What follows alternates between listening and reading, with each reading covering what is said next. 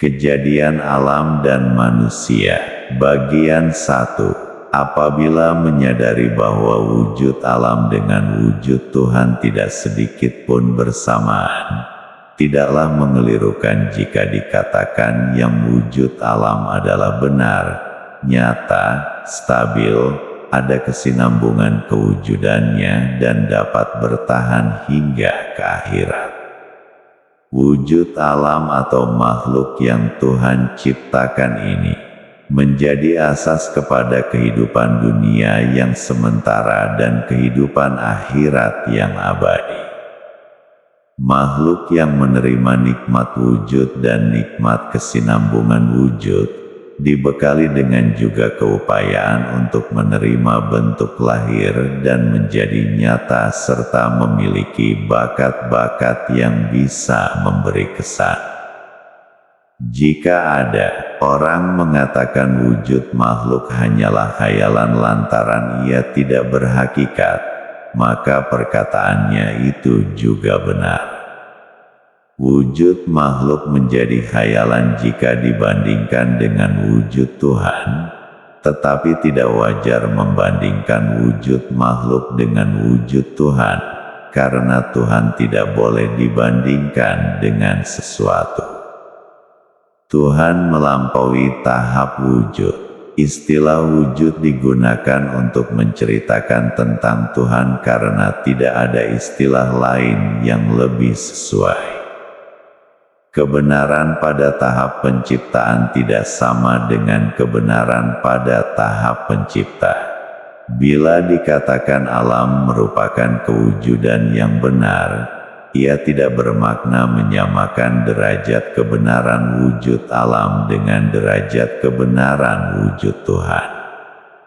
Alam sangat berbeda dengan Tuhan. Walaupun alam lain dari Tuhan, namun kewujudan alam tidak membatasi Tuhan. Tidak mungkin terjadi pergeseran di antara wujud Tuhan dengan wujud makhluk. Kewujudan makhluk tidak mungkin mengubah kedudukan Tuhan yang Maha Esa.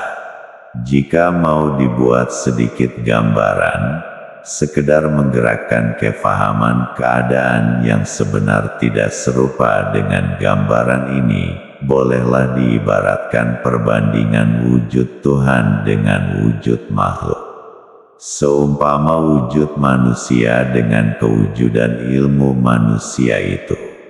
Walaupun manusia mencipta berjuta-juta benda di dalam ilmunya, namun kewujudan jutaan benda di dalam ilmu itu tidak mengubah dan mengganggu kedudukan manusia itu sendiri. Tidak mungkin benda di dalam ilmu berlaga dengan manusia yang mempunyai ilmu itu.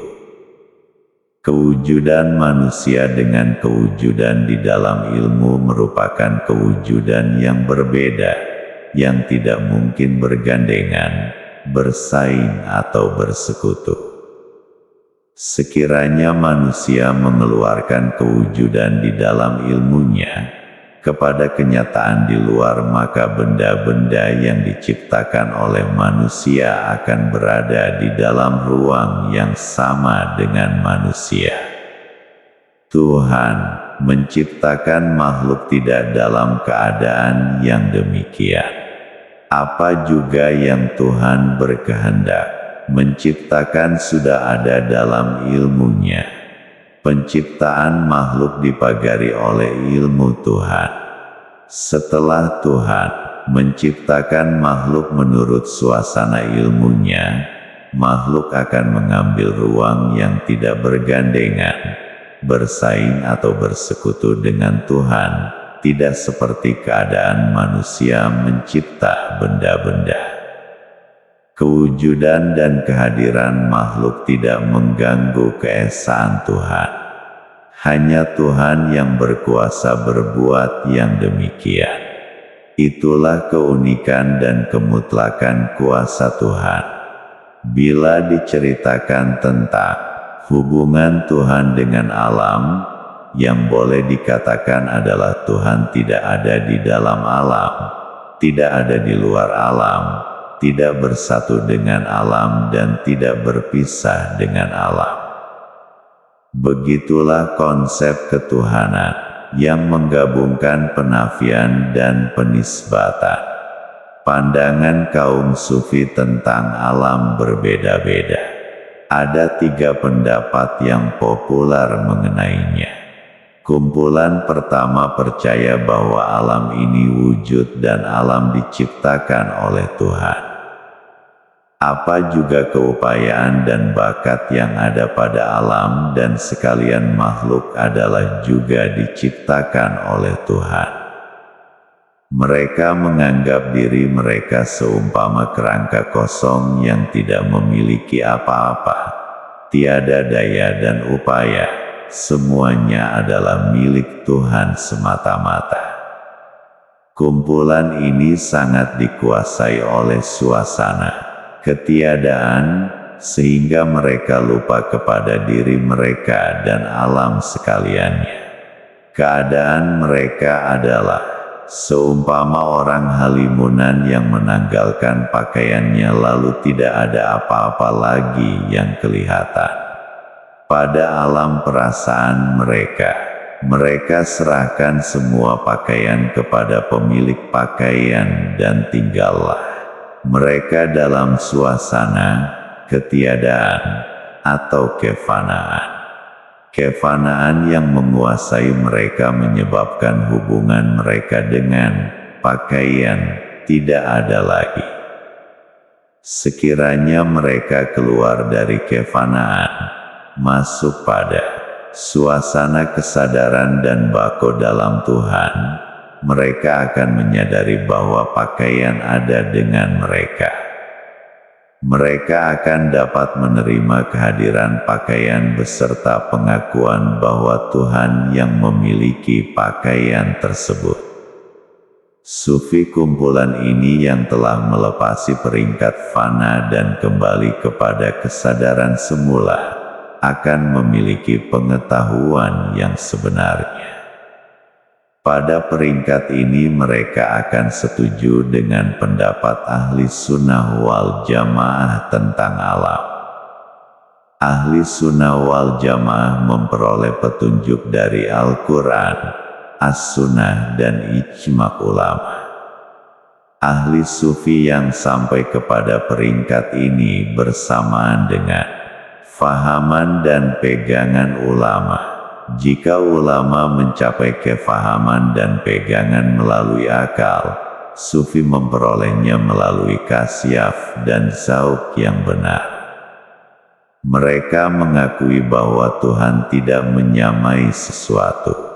Oleh yang demikian mereka tidak mengadakan perbandingan atau penyatuan dengan Tuhan. Sufi kumpulan kedua berpendapat alam adalah bayangan Tuhan, semata-mata bayangan bukan yang sebenar. Alam bergantung wujud kepada Tuhan sebagaimana bayang bergantung kepada diri yang empunya bayang. Sufi kumpulan ketiga berpegang kepada fahaman yang terkenal sebagai wahdatul wujud. Kumpulan ini percaya yang ada hanya satu wujud. Alam ini dikatakan hanyalah wujud yang tergambar dalam pikiran dan tanggapan, sedangkan sebenarnya alam tidak ada. Hakikat-hakikat tidak pernah menyata kepada kenyataan wujud.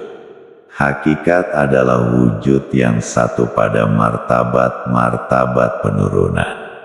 Tuhan yang memiliki sifat-sifat yang wajib dan harus, serta ada pula peringkat-peringkat penurunan, maka walaupun dipandang sebagai banyak, namun sebenarnya hanyalah satu wujud sahaja. Wujud yang satu itulah yang merasakan senang, susah, sakit dan sebagainya. Kewujudan yang lain dan nilai-nilai yang ada pada yang lain, hanyalah wujud dan nilai khayali yang dibentuk oleh khayalan dan tanggapan semata-mata. Alam, surga dan neraka hanyalah muncul dalam sangkaan. Fahaman, kumpulan inilah yang paling digemari oleh orang yang menjadi sufi tiruan. Ketika sufi yang sebenar dikuasai oleh jazbah, zauq dan pengalaman kerohanian, hingga mereka tidak dapat membedakan yang benar dengan yang salah, sufi tiruan pula terjerumus ke dalam kekufuran dan kesesatan. Sufi kumpulan pertamalah yang dekat dengan kenyataan Al-Quran dan As-Sunnah. Semakin jauh mereka meninggalkan kefanaan dan fenomena bayangan, maka semakin dekatlah mereka dengan kebenaran yang sejati. Apabila mereka kembali kepada kesadaran sepenuhnya, kebenaran dan kesesuaian mereka dengan Al-Quran dan As-Sunnah adalah jelas. Mereka mencapai kesempurnaan kebatinan karena mereka mencapai kebenaran Al-Hafiq kesadaran batin, dan kebenaran Al-Ahfaq kesadaran batin yang paling dalam yang bersamaan dengan kebenaran hakiki. Mereka mencapai kebenaran hakiki melalui pengalaman kerohanian. Sufi golongan ini sudah melepas peringkat kesadaran yang tersembunyi, asir. Sufi yang berfahaman wahdatul wujud apabila mereka mencapai kefanaan pada peringkat sir, mereka tidak dapat keluar dari peringkat tersebut dan mereka tidak memisahkan asir dari yang hak, tidak menafikannya. Sebaliknya mereka percaya bahwa asir satu dengan yang hak, lalu mereka menyamakan diri mereka dengan Tuhan, mempercayai hanya Tuhan yang wujud, selain Tuhan tidak ada. Alam yang diistilahkan sebagai mungkinul wujud atau wujud yang mungkin, merupakan medan yang menyatakan ayat-ayat, dalil-dalil atau kenyataan nama-nama dan sifat-sifat wajibul wujud atau wujud yang wajib. Tetapi zat Tuhan yang Maha Esa, Maha Tinggi dan Maha Mulia tidak ada ayat, dalil, kenyataan atau pembalikan.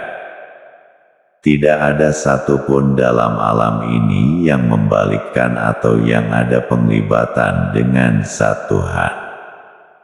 Tuhan yang Maha Perkasa melampau apa juga penyifatan dan dalil. Tuhan melampaui alam secara mutlak, tidak terjangkau oleh akal fikiran ahli fikir, ilham ahli falsafah dan kasyaf ahli sufi. Nama-nama dan sifat-sifat yang dinisbahkan kepada Tuhan adalah berbeda. Alam memang ada perkaitan dengan nama-nama dan sifat-sifat tersebut, walaupun sebagai ayat-ayat dan dalil-dalil atau hanya pada nama dan bentuk saja. Alam tidak mempunyai zat atau hakikat, tidak berkedudukan sebagai berdiri dengan sendiri atau mutlak. Alam diciptakan tanpa sesuatu kecuali sebagai bentuk atau bekas yang menerima kesan dan pengaruh sifat-sifat dan nama-nama Tuhan. Zat atau hakikat mungkinul wujud, alam atau makhluk, adalah pembalikan atau kenyataan bagi sifat-sifat dan nama-nama Tuhan, tetapi tidak sekali-kali serupa atau bersatu dengan zat Tuhan yang mutlak dan hakiki. Walaupun alam membalikkan sifat dan nama wajibul wujud, namun alam itu bukanlah wajibul wujud dan bukan pula nama atau sifat wajibul wujud dalam arti kata yang sebenarnya. Pembalikan dan yang menyatakan tidak sama dengan yang sebenarnya.